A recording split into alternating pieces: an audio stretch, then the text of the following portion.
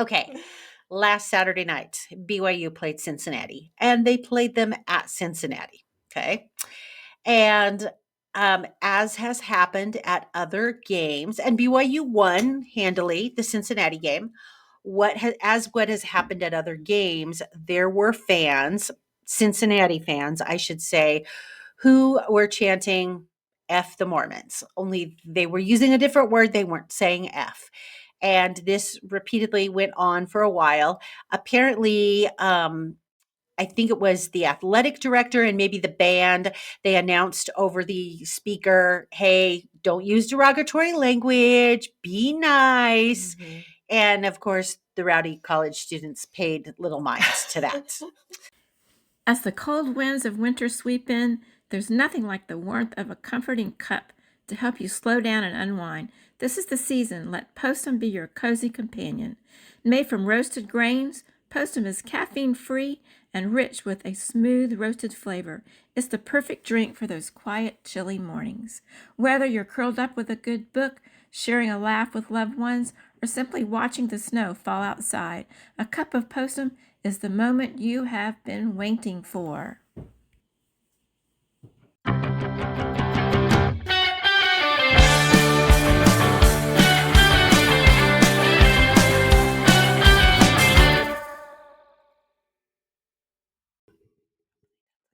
Hello, welcome to This Week in Mormons, the Twin Sisters edition with your hosts, Ariane Smith And Tiffany Hales. Sisters. Here we are for November. Yes, we are. We have seen so much of each other this week. I know. Like it's been so great. fantastic. We go through like such busy periods where we hardly get to see each other. And then this week we got to see each other so much with Thanksgiving. And I know. it's been really fun. Well, like seriously, prior to Thanksgiving, I mean, we were talking about like the previous 2 months, like when we sat down to podcast, we're like, girlfriend, what have you been doing for the last 30 days? Yes.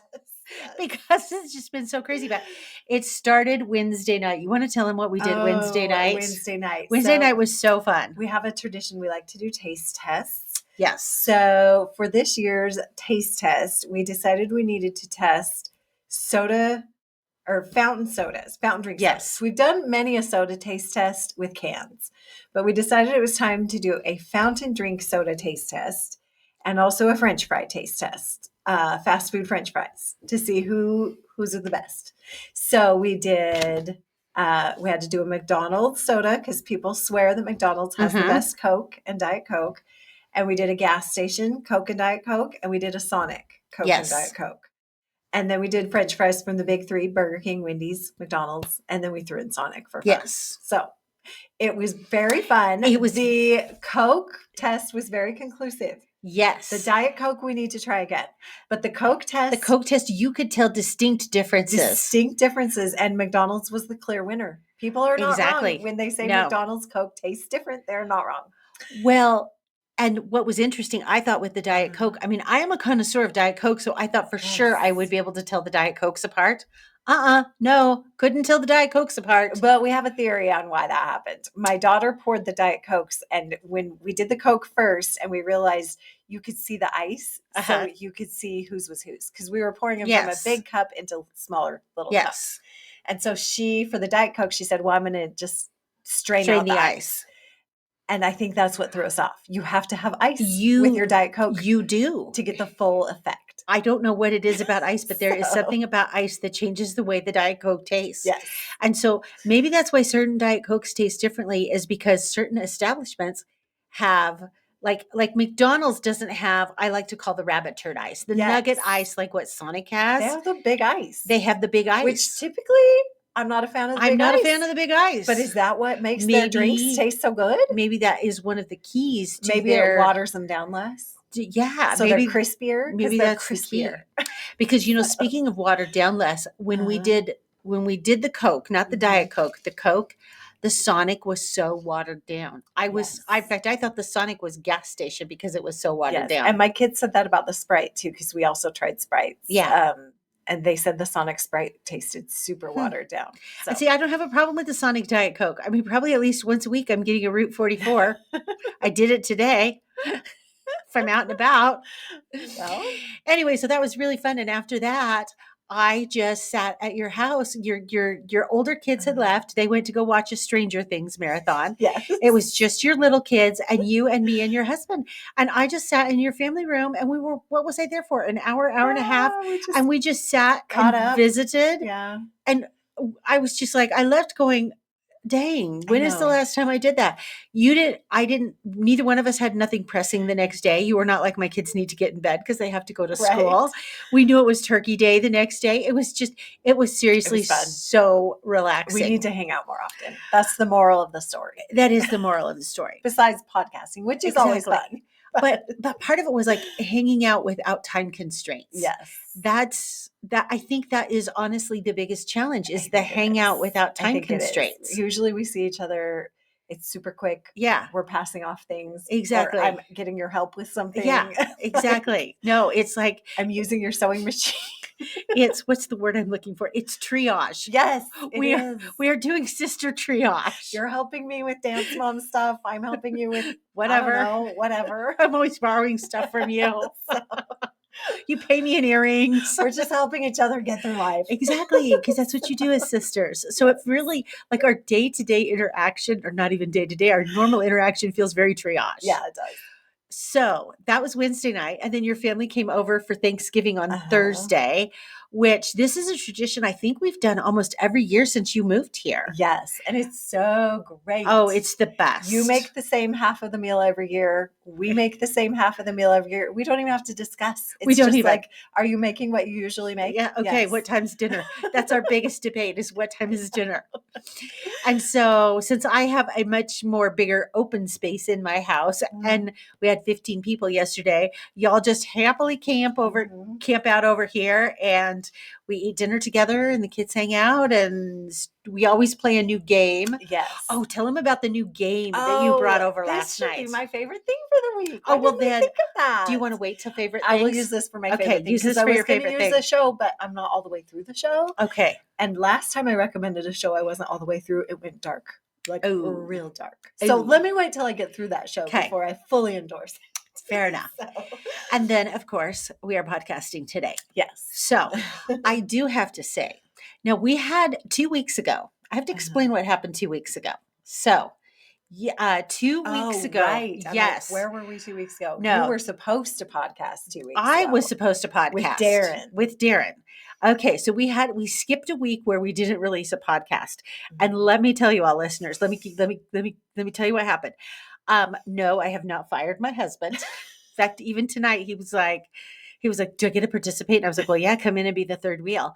But so he will be back on the 12th of December. We're podcasting again on the 12th of December, barring nothing happening like what happened 2 weeks ago on the 14th of November.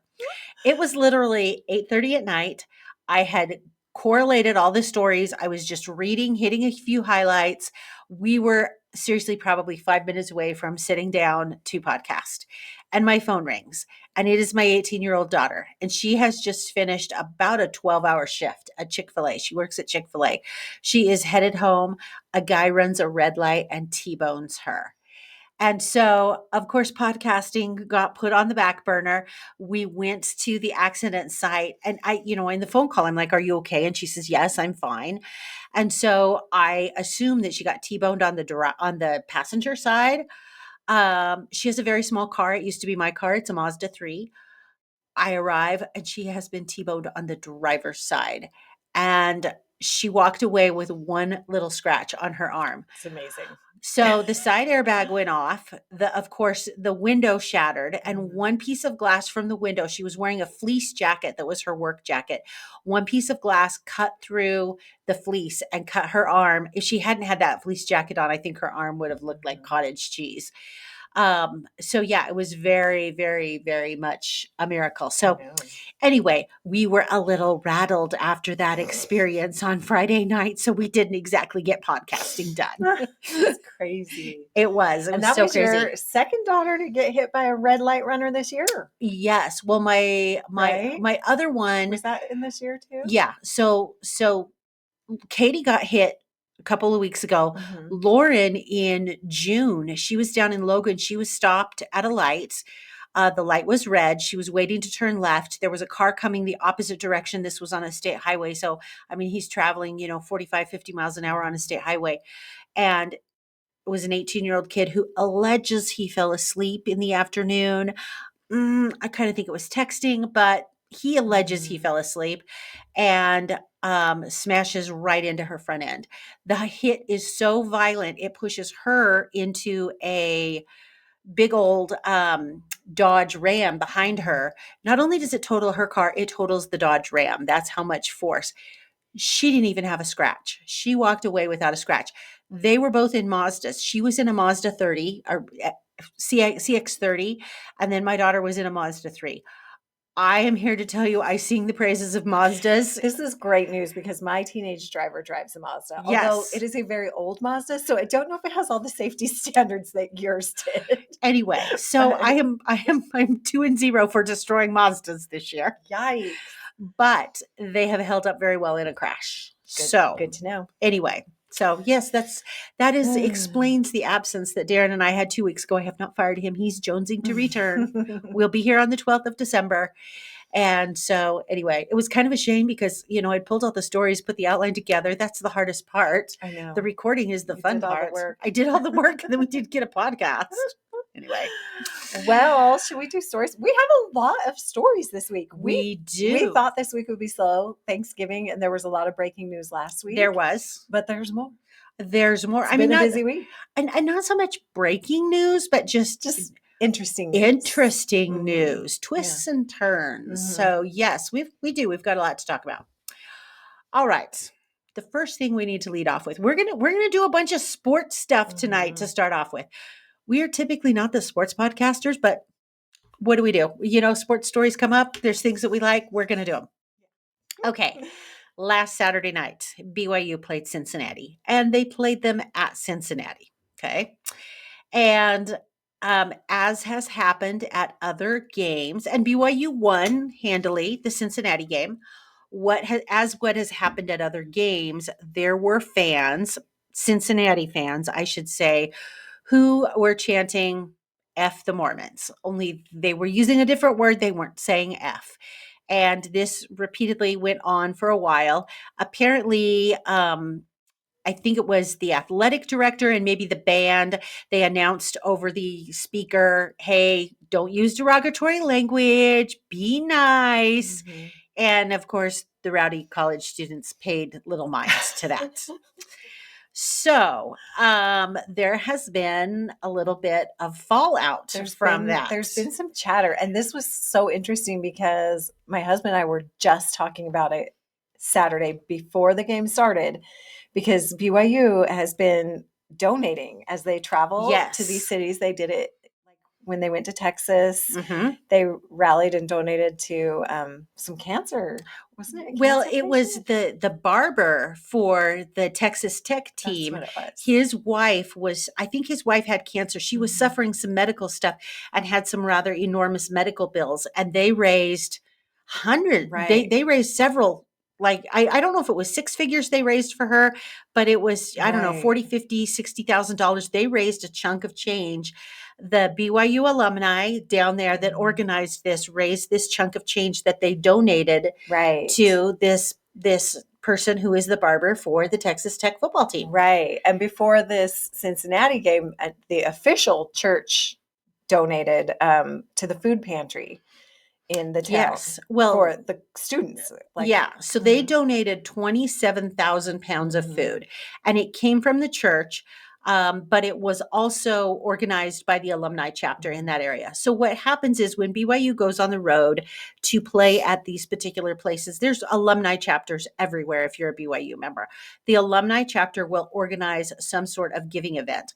So the church donated 27,000 pounds of food to the on-campus food pantry. Right. So this is a food pantry that provides food to students and staff and faculty for the University of Cincinnati that are food insecure. In addition to that, the alumni chapter collected coats and boots and gloves and hats, all sorts of warm weather clothing, and donated them to the local NAACP, or maybe they donated it in conjunction with the NAACP. I can't remember. There was some connection there. Right. Anyway, just hundreds of coats and Yes. warm weather gear to, again, help children in the Cincinnati area who don't have the resources to be able to stay warm this winter. Yes. So this came out in the news the day of, or the day before. And so my husband and I, just hours before the game started, were talking about it, and we were joking. We were like, well, now if they say F the Mormons, they're going to look like a real douchebags. Very true. And they did. And we were thinking they wouldn't. Yeah. Like, how could you? And then they did. I was like, oh, shoot. Well, here's what's interesting. This is where the chants have occurred in the past few years. We've had USC in 2021. We had Oregon in 2022. We had Providence in 2024. All three of those colleges have issued apologies for such chants. And then I believe it was this year, the Colorado game, there was that chant going on, and they apologized, but the Big 12 fined them $50,000. Okay, and that's the first fine we've seen. That's the first fine we've seen. So why them? Well, that is a very good question. Like, and I think when this first started happening, I was like, oh, whatever, blow it off. But it's happening every single time now. I'm like, okay, get the fun and games are over. Let's get serious about this. Exactly. And unless and until I think the Big 12 cracks down on this. So every college or university is responsible for fan control at their stadium. You know, that is, and that's why the Big 12 issues those fines, is if you're not controlling your fans and there is unacceptable behavior, we're going to levy money at you. So it first starts with the university to be able to control that. And my understanding from this is it wasn't just a few, there were hundreds, if not thousands of students who were chanting this. This is Tiffany 101, so take it for what it's worth. I personally think they should have stopped the game, and they should have said, we're going to take a pause and we're being very serious. You need to knock this off. If you don't knock this off, we're going to take a 3-minute pause. If you don't knock this off and this behavior continues, then we will pause the game. We will send the teams into the locker room, and all of you fans that are saying this will be ejected. And I think what they should have done is after they issued the first warning, they should have sent all their security up there, so there is a presence saying, if you do this, we are going to know and we are going to eject you. Right. And I think, that's where I think it needs to start. If they're not willing to do that, and they're not willing to get really serious, and they're not willing to just say, oh, college students will be college students. Then I think the Big 12 needs to go in and say, okay, the last fine was $50,000. The next fine is going to be $100,000. How much you want to pay for your rowdy fans? Right. Do you want to control your fans, which you can do if you step it up? Right. Or do you want to, or do you want to pay money? Yeah. And we'll take that money and then we'll just give it back to BYU. Yeah. And they could use it for their name, image, likeness. I mean, I think that would be like totally, totally fair. Do you remember a few years ago, there was a player from another school that was playing volleyball at BYU? And she believed that a BYU fan had made a racist statement, and it came to find out that BYU fan didn't, and maybe what she thought was a little bit overblown. But BYU immediately stepped in, got that person out, said, we're not tolerating this. These schools need to do this. This is completely and utterly unacceptable. Yeah, they got to figure it out. I mean, I know it's larger scale, so they're probably scared. But there's got to be a way. I mean, yeah, it's larger scale, but you have to have enough security to handle a larger scale. Exactly. Because I'm just thinking, like, if this were to happen at a high school, they would shut that game down so quickly. Like, this would never be tolerated on the high school level. No. And it shouldn't be at a college level either. It shouldn't either. And our next story on that same line is a perfect example of why. I mean, it should not be tolerated at all. But this is a really poignant example. And this came out. It's hard to tell. I cannot tell what happened first. If the athletic director received this email from this individual and then issued the apology, or if he issued the apology and the email kind of came in simultaneously. I have not been able to figure out which came first. But this is the story. Back in September, as we are well aware of, in Grand Blanc, I think it's Blanc. We've been saying Blanc, but I think it's Blanc.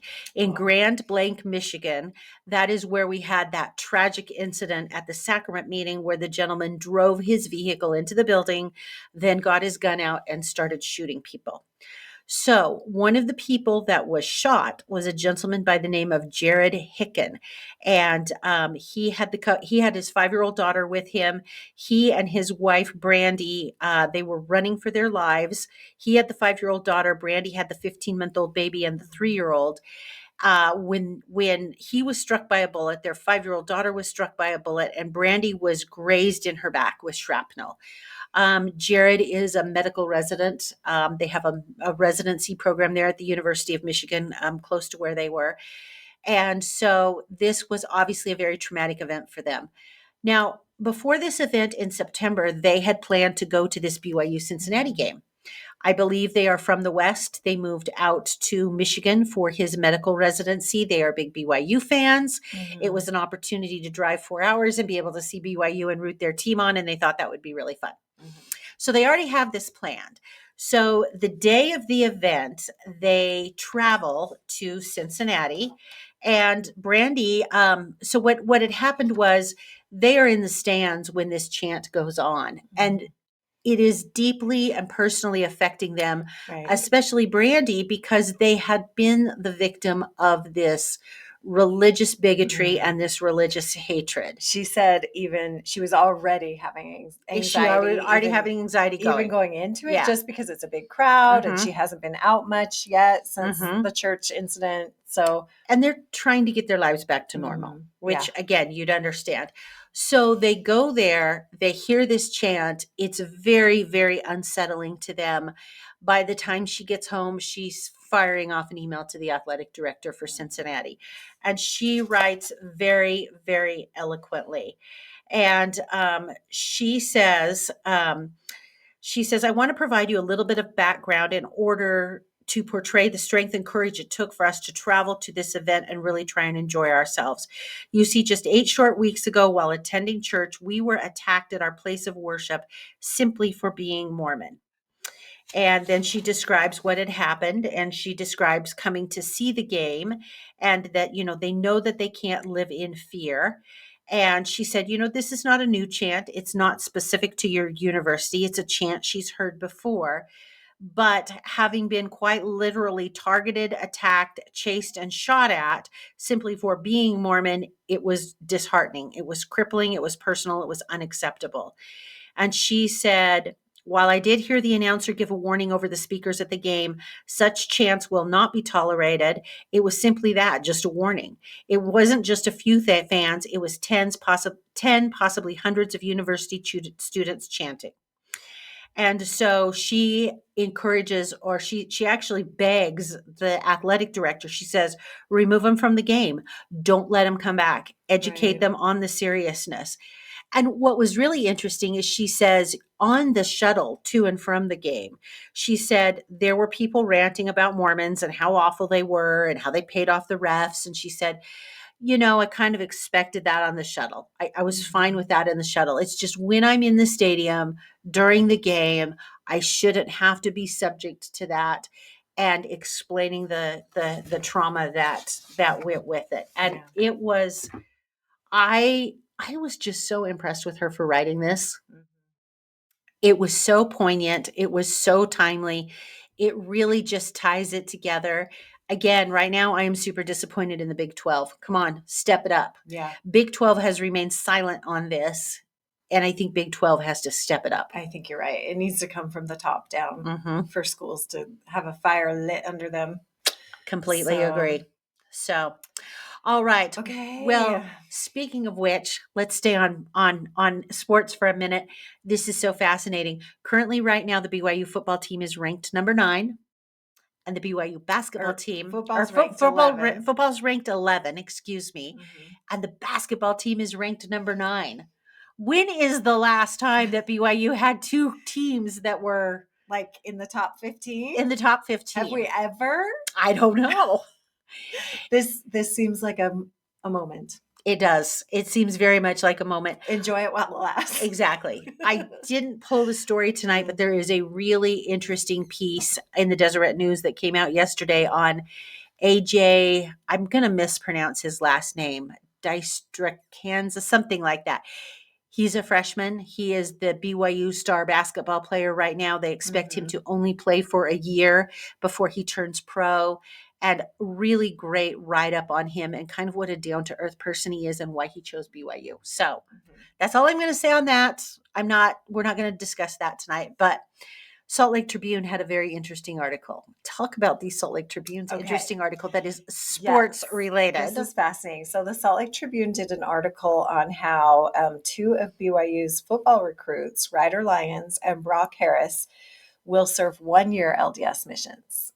So this is super interesting. They are both like heavily recruited by BYU, like top talent. Ryder Lyons is from Northern California. Yes. And I believe Harris is from Florida. And they've been recruited. Ryder Lyons first and announced that he is going to serve a 1-year mission. Well, and Ryder has a brother who plays for USC. And I'm trying to remember what his brother's name is. Walker. Walker. Walker Lyons. And Walker did the same thing. Walker did the same thing. But he extended, I found out from this article. I didn't realize this. Oh, okay. Walker said he was doing a 1-year mission and then was having such a great time, he extended for 4 more months. Okay. But this whole article was just on like just this interesting new era of, okay, because it does say like the counsel from the church to missionaries is that, where did they write it? That they're supposed to serve a full 2 years. Right. Like it's written in the handbook. In the book for mission presidents. Please do not, in the book for missionaries, please do not ask your mission president to release you earlier than your assigned release dates. So this whole article was an interview with Harris, who is the latest recruit who's announced he's going to do a 1-year mission. Now, where is he going to play after his mission? He's going to play for BYU. Oh, okay. Yeah. So both he and Ryder are playing for BYU. Yeah. Okay. He's also going to play for BYU. So it just kind of walks through how he came to this decision to go on a mission. And he said, he never, for a long time, he didn't even consider it because he knew he was going to do football. And then he kind of got the bug in high school to consider it. And I think he saw some of these other athletes kind of doing it differently. The most fascinating thing to me about this article, it says, he went to his dad and he said, I'm torn. I want to do this. And basically his dad was like, well, go as long as you want to go. Like serve a mission as long as you want to serve. Like if you want to come home in a year, go tell your mission president, I'm done. If you want to come home, come home. Like interesting. And so it's kind of a new way of thinking. You kind of go, this is an option. I think what fascinated me the most about this article was that I just assumed this article would talk about how he like negotiated it with the church, or he talked to Coach Sataki and like talked it through, and maybe he did, but in this article it doesn't say anything about like getting permission or like negotiating this. It just says he decided to do it. So and then it also quoted Sataki. Coach Sataki has said in an interview once that when boys go on a 2-year mission and they come back, typically he can't play them for at least a year, sometimes 2 years, because that's how long they need to get back in shape. That's amazing. To where it's safe to put them on the field. Wow. So also, and I'm sure that's a huge factor for these athletes. Yeah. Whether to go or not to go. And they're obviously torn up. Anyways, I just thought it was so interesting that they're just making the decision. And I'm like, why not? I mean, they have all the power in this situation. They really do. I mean, the worst that could happen is you get a mission president or a like stake leader who's getting you ready for the mission that is just like, no, you can't do that. I'm not going to submit your papers, but who's going to do that? Yeah. Sorry, if you're not committing for the full 2 years. Sorry, you can't go play football, enjoy your career. Yeah. Like, nobody's going to do that. Now I can see them guilting them. Yeah. But then again, can I really? Because No. these guys are such star athletes. Yes. And I guarantee you, every single one of those mission presidents and every single one of those stake presidents they are huge. Starstruck. They're starstruck. Completely starstruck. Exactly. Yes, come to my mission. Serve as long as you want. We're so happy to have you and claim you. So happy to have you. Will you also sign my jersey while you're here? Exactly. Will you promise me a rookie card when you're in the NFL? Yes. So anyway, I just think it's so interesting. I think it's great. Like, yeah, make it work. My theory is make it work. However it works. Exactly. If people want to go on a mission, let's make it work for them. Like whatever that means. And you know what? I mean, even if these athletes only serve for a year, I think the things that they are going to learn on their mission, the humbling that they are going to have on their mission, the exposure, because if they are star elite athletes like this, they've probably been living in a very elite world.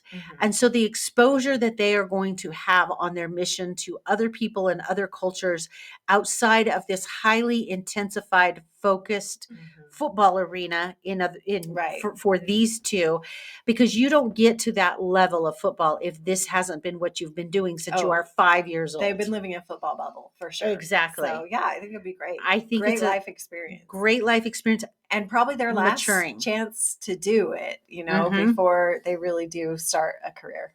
Exactly. So, exactly. Yeah, that was fascinating. Anyway, it was a very interesting article by the Tribune. So. Okay. We're going to steal a little play from Matt and Melissa's playbook since we're talking sports. Matt always does This Week in Mormon History or LDS History or Church History. I don't know what it's called.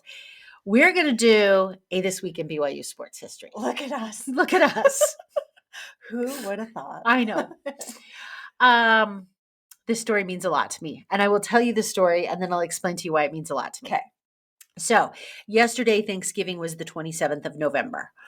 It marked the 60th year anniversary of a airplane crash that was carrying a number of BYU athletic supporters.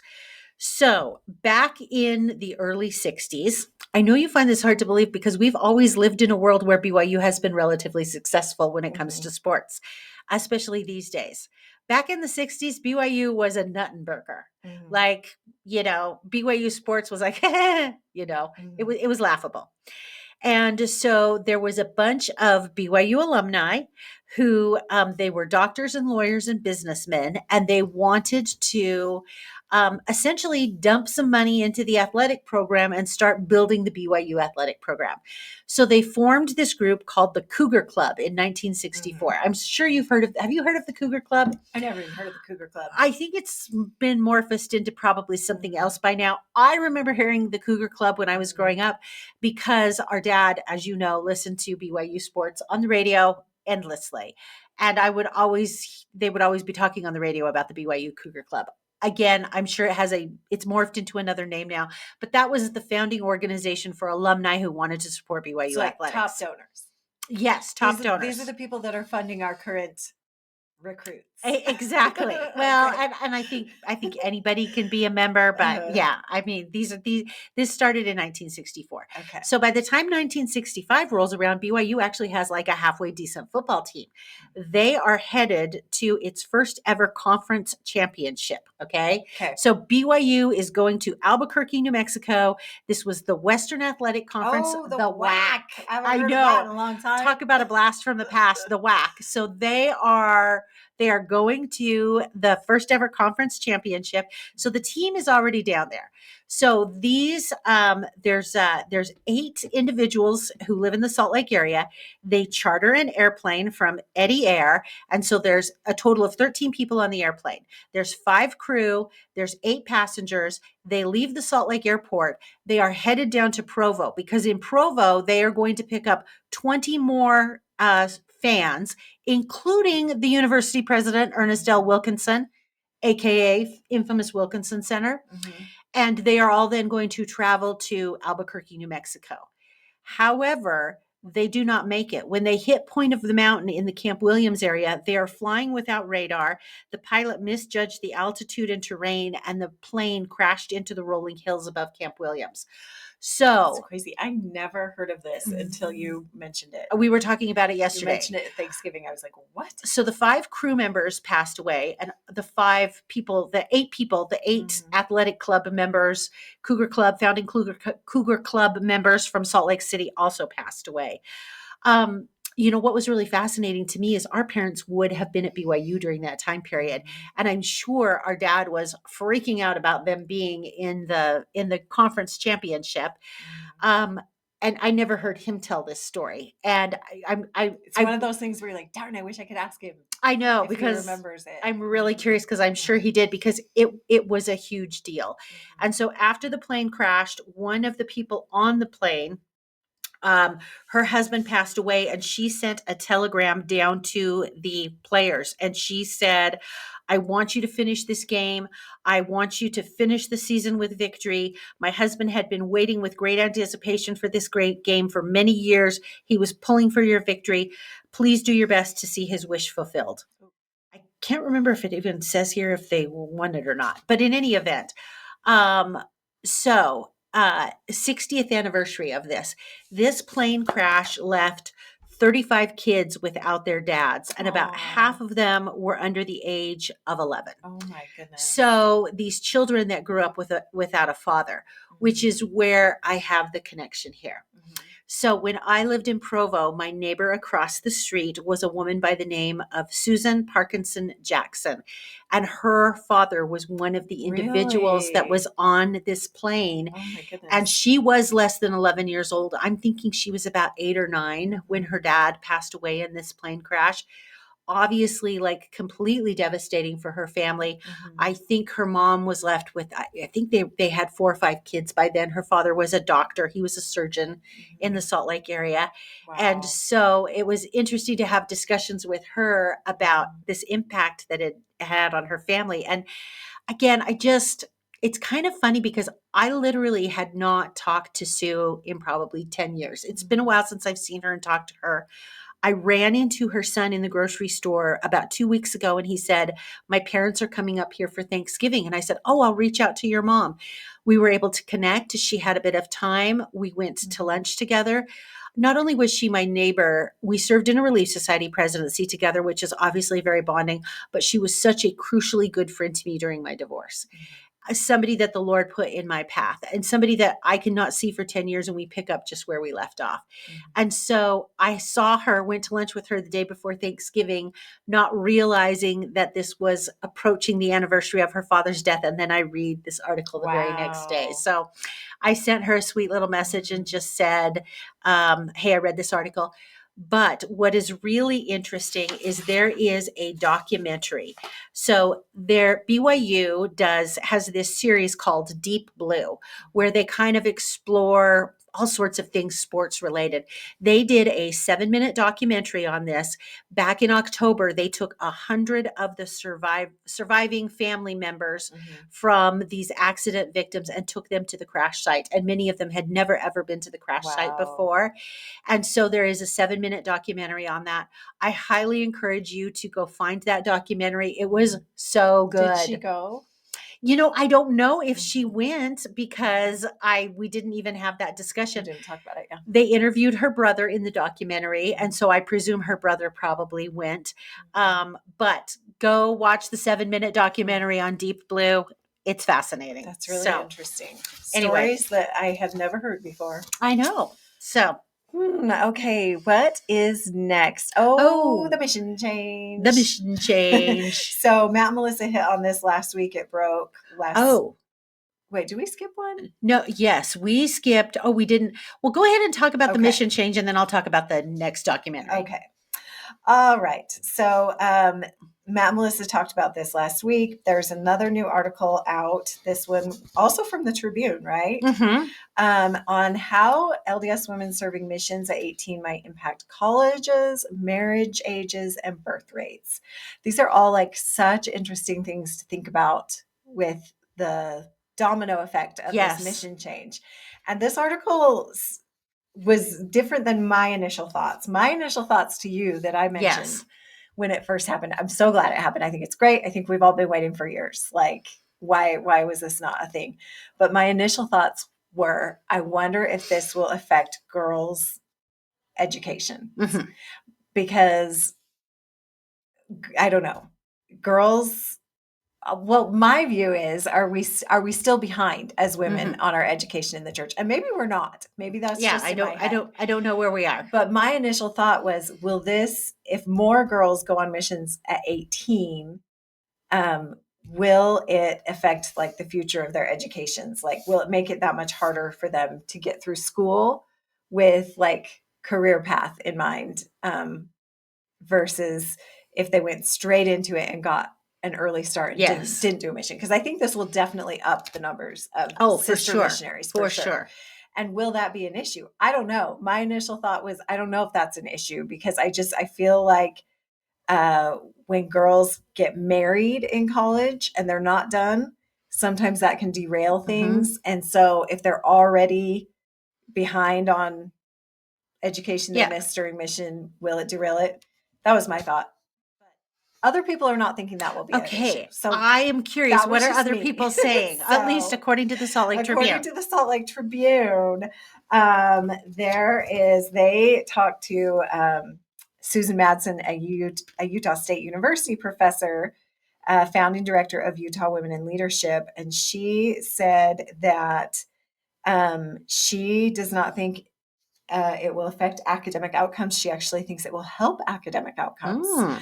She thinks that it will help, like they have studies that say that men, like boys and girls that go on a mission, have better freshman and sophomore years, like better academically returning from their mission. They learn to work hard. Exactly. So they learn to be organized and plan. That makes sense. So she also said that women who return from their missions tend to seek out majors with greater earning potential, like more career-oriented majors. I thought that was interesting. I remember that since they allowed the mission age, they lowered the mission age initially several years ago, that's when they started seeing a huge spike in female enrollment at BYU Law School, because a lot of girls were coming back from missions, having seen injustices and things like that, and wanting to be lawyers. And my understanding now is, I believe BYU Law School it's definitely at 50, if not over 50% for women, which when I went, we were at 25 and felt lucky. That was unheard of, right? Yeah, completely unheard of. Very interesting. Also, I did not realize this. Another benefit to a return missionary is they get 25% discount with BYU Pathways Worldwide. So I did not realize that. So more women who decide to go who wouldn't have gone before will be able to get that discount. They did say in this article that it will definitely affect the Utah schools enrollment, at least for the next year. Probably for the next year. Maybe two. And it said kind of they saw the same things. The BYUs, all of the BYUs and the Utah universities saw that when they lowered the mission age the first time to 19, it lasted about 24 months where they saw like a 10% drop in their enrollment. So it is really interesting to think about. My daughter's at Utah State right now. I don't think she's going to end up doing a mission, but you never know. But she went with two of her really good friends from here who both want to do missions. And I think, oh man, if this would have been an option for them, she'd have gone to Utah State alone without her friends. Well, and didn't you tell me there's like no boys in the dorm, no boys in her ward? Yes, she lives on campus. And so like, because so many boys are going at 18, her ward has like hardly any boys, because boys that live on campus tend to be freshmen, and there's no freshman 18-year-old boys. And the older return missionaries don't live on campus quite as much. So the freshman boys who are on campus are not like members of the church as much. Yeah, there are some, but and that it'll be interesting housing next year. Like that's going to be a huge hit for on-campus housing. I'm like, great. Can she get a deal? Can we get a deal? Exactly. No, it will be interesting Mm. to watch the fallout from that Yeah. and see how it Yeah, goes. it'll definitely have effects. So, Yeah. okay. Anyway. All right, next story. Another documentary. This is a 3-part documentary that's being aired on BYU TV. Part number 1 and I believe part number 2 have aired because I looked, and you can watch part number 1 and part number 2 right now if you log on to BYU TV. It's called Harvest of Faith, and it is part of Living Record, a Church News documentary series. And so what this is about is it is about essentially the church's global efforts and the people behind welfare farms, welfare processing, distribution centers, and the for-profit ag reserves. So parts 1 and 2 focus on where the fields are, growing the food, processing the food, all of that. And part 3, we learn about the for-profit investment farms around the world with ag reserves. So I have not had a chance to watch this yet. Sounds very interesting. I definitely want to watch it. I think this is a completely appropriate thing to watch on Sunday. So hopefully Sunday, when things calm down around my house a little bit, maybe we'll be able to get a chance to watch that Sunday afternoon, because I think it's really, I love the church welfare system. I think it is so inspired. I think they really maximize the resources that they have to do a lot of good. One of the things it talks about too is that the food goes to more than 100 bishop storehouses, and this food is also shipped for free to food banks to help anyone of any or no faith. One of the stories that Darren and I were going to cover before we got so rudely interrupted by a car crash was the America 250 initiative. Have you heard about this? Oh, yes. So That they're really hitting food banks. Exactly. So there's America turns 250 years old next year. The church has, and they're encouraging people to serve. So the church teamed up with Just Serve, which is their organization anyway, themselves and America 250, and they agreed to, I believe, 250 truckloads of food that will go to all 50 states in America. And they delivered their first truckload of food to a food bank in Grand Blanc, Michigan, in appreciation for how the community rallied around the church after that shooting. Anyway, so that's that documentary, and it was kind of timely because I need to talk about cannery assignments for a moment. Tiffany has a rant. I have a rant. I'm going to get on a soapbox here. I'm giving you a warning in advance. So every year we have cannery assignments, and we usually have 3 cannery assignments that range anywhere from August through December. We are usually processing fruit. We have a cannery in our area. That's typically what we process. So I tried to commit myself to do 1 cannery assignment a year. Many years ago, when I had little kids at home, that just wasn't a reality for me. But now that my kids aren't at home, even though I work, my cannery assignment that I did in October that I committed to, I took time off of work, and I was like, this is a completely legit use of my vacation hours. And I had a bunch built up. So I commit myself to at least 1 cannery assignment. Because I am in the Relief Society presidency and I'm the secretary, I get all of the information from the stake, and I, of course, send it out to our ward and say, hey, come participate in the cannery. So we had our second cannery assignment in November. I was unable to go to that one because I was sick. Not that I was even planning on going to it, but a lot of times if it doesn't look like it'll be filled and I'm not doing anything, I'll go. Anyway, so after that cannery assignment, which involved 3 wards and should have involved 18 people, only 2 people showed up, and 2 of them were from my ward. That's brutal. We got kind of a rather scathing email from one of the high counselors, the high counselor that is clearly over the cannery assignments. That did not sit well with me. And here's the reason that did not sit well with me. Giving machines. The giving machines are back in Boise this year. Again, you made me remember we had giving machines last year. Never saw a sign-up sheet for them. I wanted to participate. I promptly went and inserted myself and said, "You're going to give me a shift." She weaseled her way in. I weaseled my way into on it. the stake level. On the stake level. Because you had to be on the stake level to sign up. Exactly. And so when they came to our ward to present it and somebody said, "How do we volunteer?" And they said, "We don't need volunteers. Just show up." I was like, "Show up and donate." I was like, "Oh, no. I'm volunteering." So I promptly found out who was in charge, and I called him up and I was like, "I'll be taking a shift, so you just better give me one right now." And I did, and it was fantastic.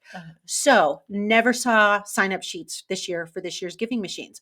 I did not anticipate volunteering this year because, again, I got to do it last year. I think you should share the wealth. I think there's a lot of people who want to volunteer. So we were sitting in presidency meeting and I said, what's up with the giving machines? And so my Relief Society president brought our high councilman husband in and he said, I don't know. I guess all their shifts are full. Here's where they're at.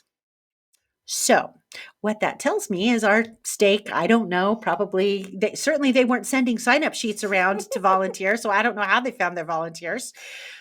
So I promptly fired off an email to the cannery.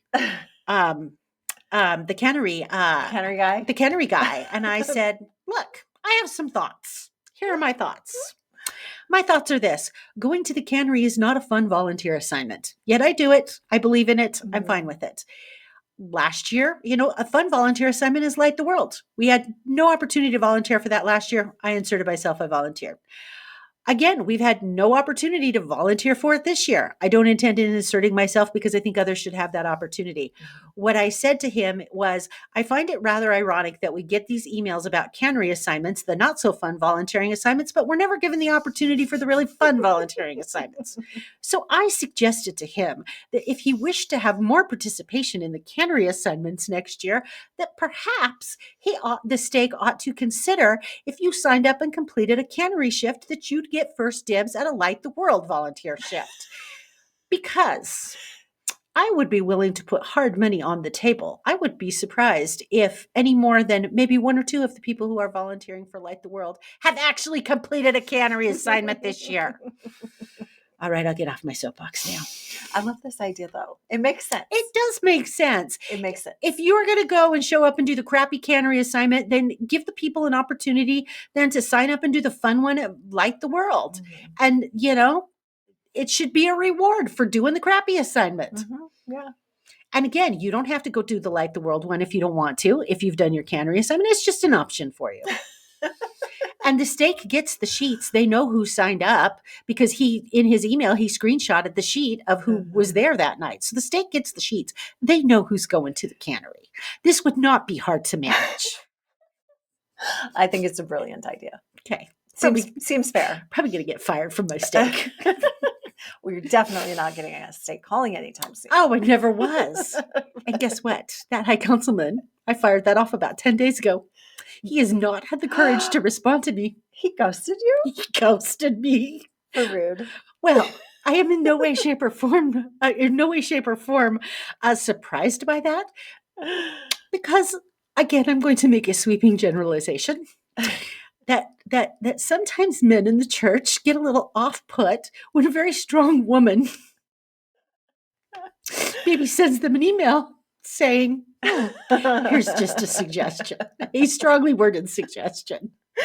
And that sometimes doesn't sit well because I've done that on more than one occasion. And, here's the beauty about being 58 because I just had a birthday. I don't care what you think about me. I just don't care. I really wish he would write you back so you could tell us all about it. I know. If he does, I'll give you all an update. All right. Okay. I'll get off my soapbox. We'll be anxiously waiting. Okay. Next article we have is about LDS podcasts. That's us. That's us. We're not mentioned in this article, surprisingly. And we are the original. That's what is so offensive is we are one of the first, if not the original Mormon podcast. Have you not listened to our song? Jeff started this before podcasts were a thing. Exactly. So I am a little offended we weren't mentioned. Where was this article? Was this in the Tribune? This was in the Tribune. This was in the Tribune. Okay. This whole article was talking about how LDS podcasts defend and divide the faith and the faithful. It was just really interesting kind of screenshot of how podcasts have just run amok. Yes. In recent years. They talked There is a lot out there to choose from. So listeners, we appreciate you choosing us. Yes, we do. It talked about how, the church, when social media first became a thing, the church was encouraging us all to use it for good, to spread the word, and how, I wonder if they're surprised this many years later, how it is just so apparently between 2010 and 2014, there were about 100 LDS podcasts that they were aware of, whoever wrote this article. Now, between 2020 and 2025, there are more than 430. Oh, we got a lot of competition. Yes, Dang. it's a lot. And it talked about how, like, what an interesting thing this is for the church, who's very used to controlling the message. Yes, you cannot control the narrative. And hence my little rant I just there's had. no control over the podcast world. It is No. the Wild West. And like, there are some that are, faith promoting podcasts. There are some that are like against the church. There's everything in between. But it talked about how just the power that these podcasts have. Like, we're quoting them sometimes in Sunday school now. Like, it's true. I heard on a podcast this week. I know. And there's some very popular ones Yes. that everybody knows that help you with Come Follow Me. So those get quoted a lot. But then it just talked about how divisive these podcasts can be. Like, they're kind of falling into different camps. And their audiences are also kind of lining up in different camps. Much like the political spectrum. Yes. And so just really, really interesting. It talked about how, like, there tends to be a faithful core versus a faithful alternative. Like, okay. Both faithful, but different types of faithful. Okay. And then obviously there's very many that are like kind of against the church. But it is just an interesting new world of podcasts and YouTubers and all of that in regards to the church. This is new territory. It is new territory. They did in the article say, quote somebody, I think he's a church historian, Ben Spackman, and he said he believes the church is starting to embrace it. Like, even though it's not in their control, they're recognizing the positive benefits of many of these podcasts. So hopefully present company included. hopefully we're not fired after my rant on the naughty list. Anyways, really interesting. So. Okay. Last article from the Tribune before we get to Mormons in the media and Mormons behaving badly. If you were to guess how many members of the Church of Jesus Christ of Latter-day Saints had tattoos, what would be your guess? Like Percentage-wise. Percentage-wise. I would say 10%. You would be wrong. Really? Is it more? It is more. Wow. Apparently 20% of members of the Church of Jesus Christ of Latter-day Saints have tattoos. Interesting. So this was a very interesting article also in the Salt Lake Tribune that talked about tattoos becoming more commonplace and more accepted among members of the church. Because when we were growing up, if you even our parents would be like, oh, tattoo. Right. They'd be like, no, you'd be banned in exile for getting a tattoo. Anyway, and so they were also discussing it in terms of, the standards for strength of youth have changed, where it used to say no tattoos. And now it says, use your own guidance, go by the Spirit. And so you have a lot more active members of the church who are now getting tattoos for various reasons. Some of them are maybe just like small, meaningful tattoos. Others are getting like big artwork. Have you ever thought about getting a tattoo, and would you? I have thought about it. Okay. Please share your thoughts. I'm very curious. I have thought about it. The problem is I can't commit. I cannot like pick a paint color for my house. How am I going to commit to something that's going to be on my body permanently? And I've seen some cute ones. My friend Stephanie has the cutest one I've ever seen in my life. And it's just on her wrist, and it's sweet and it's meaningful and it's darling. But I still am just like, oh, but what if I hated it in 10 years? Here's what I have considered the most. Okay. And then I'll tell you what I've considered. This is the one I have been the closest to pulling the plug on and doing. And it's going to sound ridiculous. Okay. Have you seen on Instagram, they are now tattooing hearts that look like moles? No. It's a little tattoo of the tiniest heart. And it looks like a mole. Where do they tattoo it? It's in brown ink, wherever you want on your arm. So you can get one for each of your kids and have a little heart. Okay. A little heart for each of your kids that looks like a mole, so it blends in. So you're not like, Okay. It's not like obvious, and it's not like I would regret it. This is very interesting. In fact, my daughter in college has been begging me. She saw it and she's like, let's do this together, Mom. I think she just wants me to pay for it. Of course. They're like getting your ears pierced. Let's go get a tattoo together. But that is the one that I have the most seriously considered. Like a little heart for each of my kids. Wouldn't that be so cute? That would be very cute. And it looks like a mole and it blends in. Okay, that would be very cute. How about you? Have you considered? I always said, no way, no how, no go. Would I do this? Because again, same thing. I can't commit to a paint color. I want something stuck on my body forever. But I have recently considered, and I would only do this if he was dead, as kind of like a memorial. Well, that's the thing. If I ever am going to get a tattoo, it's going to be something deep and meaningful. Exactly. So if Darren were to pass away, okay, I could see myself taking his signature and like getting his signature tattooed like on my wrist. Yeah. Because you can take his signature in. I could see myself. I wouldn't do that now.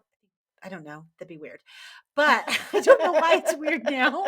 It's not weird if he's dead. No. I get it. But if he's dead, I can like look down and like see his signature. And that would be like a cute reminder. That would be sweet. I am in no way, shape, or form saying I'm going to get a tattoo if he dies. I'm just saying that's about the only thing I've ever considered that maybe I would do. Have you told him this? I think we've had this discussion before. I can't remember. Was he honored? I didn't tell him when I got on the podcast and said I'm going to cremate him. Oh, that's funny. It has not been a topic of discussion. All right. So much for ink and oh my gosh, LDS members. So much fun. We need to breeze through these stories. Okay. Oh, we can just run a little long tonight. People are going to be traveling home from Thanksgiving and listening to our podcast. They can listen to us in the car. They can listen to us in the car and they can have like extra content.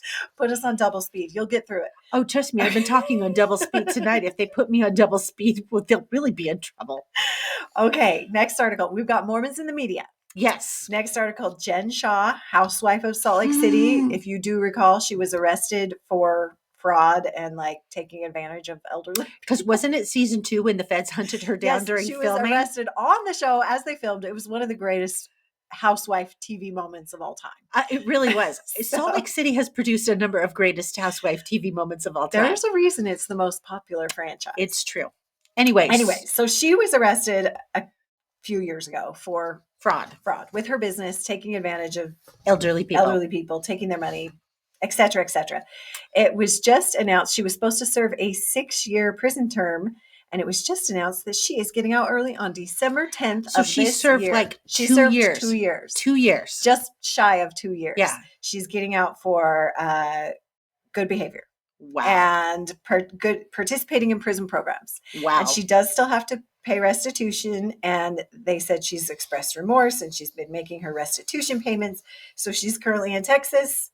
She's coming back to Salt Lake in early December. Guess who's in Texas with her? We've talked about this before. Elizabeth Holmes, yes, the Theranos lady who defrauded all the people in Theranos. But recently that's where they sent the Ghislaine, I think it's Ghislaine Maxwell, Epstein's accomplice. So I'm dying to know. Okay, they could have their own reality TV show just in prison between those three. This prison needs a reality show. Anyway, I'm dying to know if there were discussions there.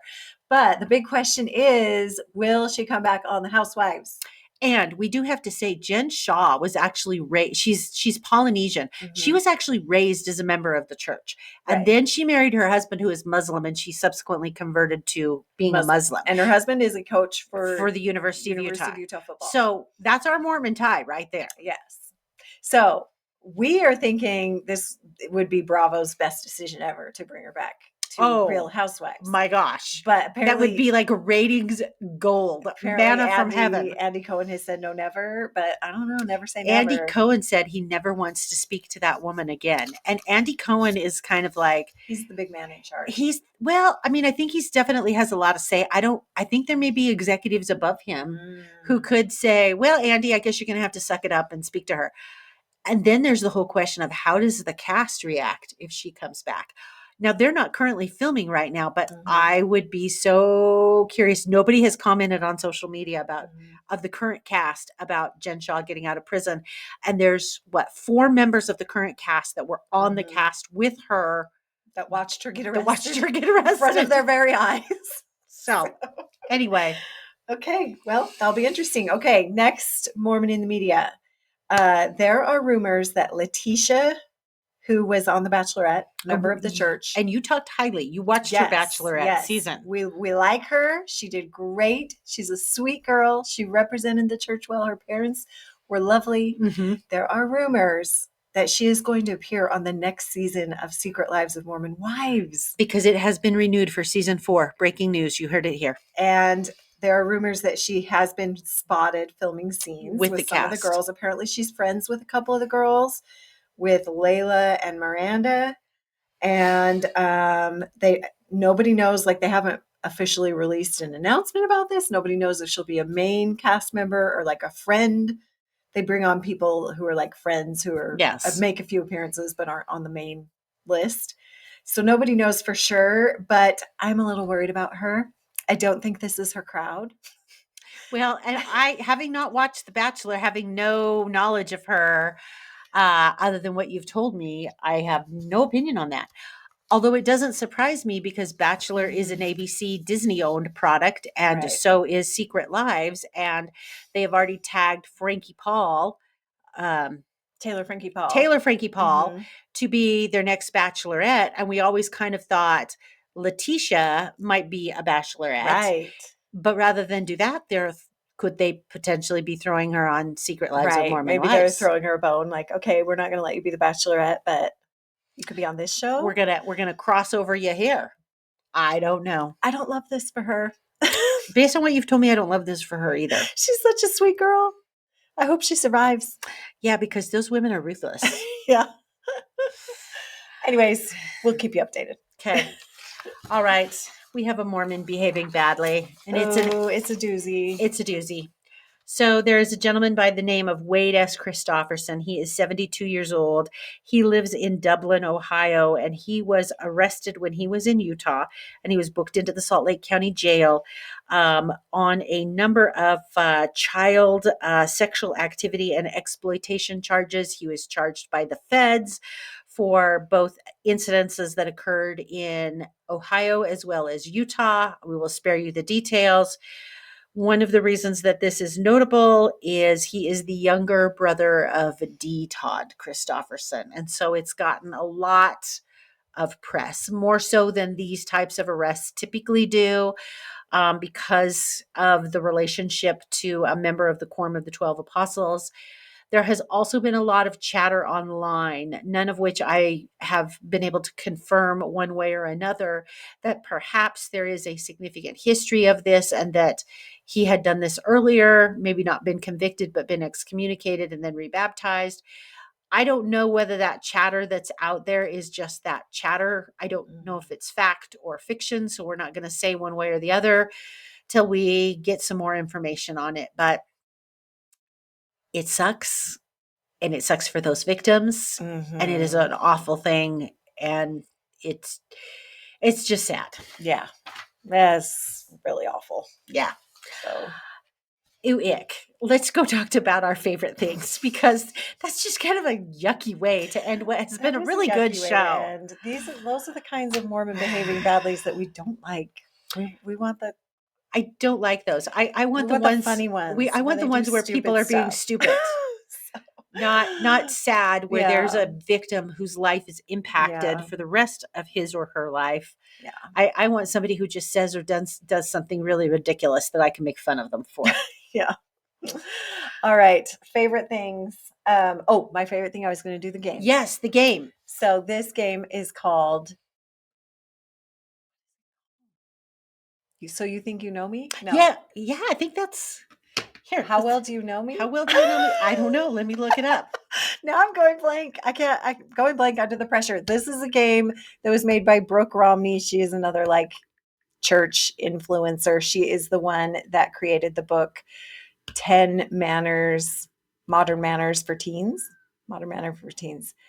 Do You Really Know Me? It's called Do You Really Know Me? Okay. It just came to me. Okay. Do You Really Know Me? Anyway, Brooke Romney created it. She's the one that created Modern Manners for Teens. If you are a member of the church and you have a teenager, you've probably seen this or heard of it or purchased it. It's actually a cute little flip book that you can talk about at dinner with your teens. manner Love it. things. Anyway, she created this game. It's called Do You Even Know Me? And it's so cute. It's just like a get to know you game. And we played it last night as a family after dinner before pie while, dinner was settling. And it was really, really fun. Really fun. It's a little bit, kind of reminds me a little bit of Apples to Apples, but different. You're kind of voting on like personality traits of the person. And you get to know the person and you guess if you know how they're going to answer the question. And it's funny to see who knows how they're going to answer and who doesn't. I want it to be known right here and now. So every question that was posed to Ariane, and so it poses a question, and then there's like A, B, C, D answers, 4 answers. And then you get to say, okay, I think Ariane's going to pick answer number C. I got every single question of Ariane's correct. She did. I didn't even do that for my own kids. I missed 2 for one kid and 1 question on 2 other of my kids. And I did not get every one of yours correct. Yeah, well, you haven't known me since birth.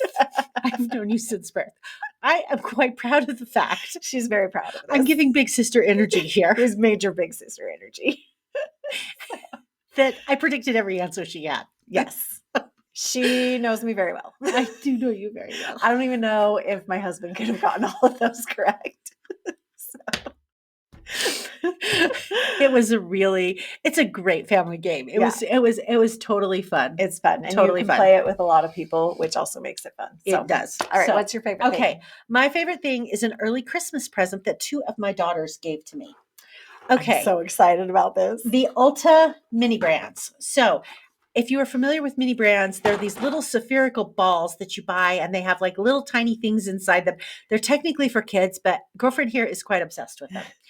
Anyway, so last year they had like ones for Ulta and you'd open them and they'd have like miniature beauty products, like mini eyeshadows and lipsticks and like nail brand polishes. names, like OPI nail polishes. And they look just like the real thing. They look just like the real thing. Only teeny tiny, Barbie size. My girls found at Ulta, I'm holding it up for if you're on YouTube, the mini brand advent calendar. And so it has 24 little mini brands in it right here that you get to open every single day until Christmas and pull out the little mini brand. I'm so jealous.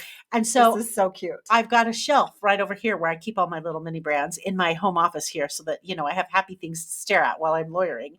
And so I was elated with this gift. So I told Ariane, I said, okay, even though technically it's not December 1st, it's December 28th. We're 2 days away. We're going to open the first one on air tonight. Oh, I'm so excited. We're going to open number 1 and see what number 1 is. Okay, pop it open. I can't wait to see. I got to find right number there. 1. Okay, as I say, they're not in order. They're not in order. So I'm excited to see what's in popping here. it open and let's see. Oh my gosh. It is a little tiny shape tape. Here, you got to put it closer. It's a shape tape. It's a baby shape tape. It's a baby shape tape. That's so cute. I never got that last year in my little round spherical balls, and I used the shape tape. So love the shape tape. Anyway, that is my favorite thing. Oh, I'm gonna have to put this back together. I forgot to take a picture of this. I wanted to put it on my Instagram. Okay, we'll mess around with that tomorrow. I was just so excited to share this tonight. It's so cute. Okay. All right. I think that about wraps it up for us tonight. Okay, this was totally fun. I had a blast tonight. Sorry we ran a little bit long, but we had a lot of opinions to share. Yeah, lots of stuff. Lots of stuff. So, to M Nation, thank you very much for being a supporter. You can find us on Facebook. If you have any questions or comments, you can reach out at comment@thisweekinmormons.com, and we will try and get back to those. Oh, I feel so bad. I have one from October that a listener put in, and I keep meaning to go back and find the link and send it to that listener. I'm going to do that. Anyway, so thank you for joining us tonight. We really appreciate it. We hope you have had a happy Thanksgiving weekend. Thanks for listening.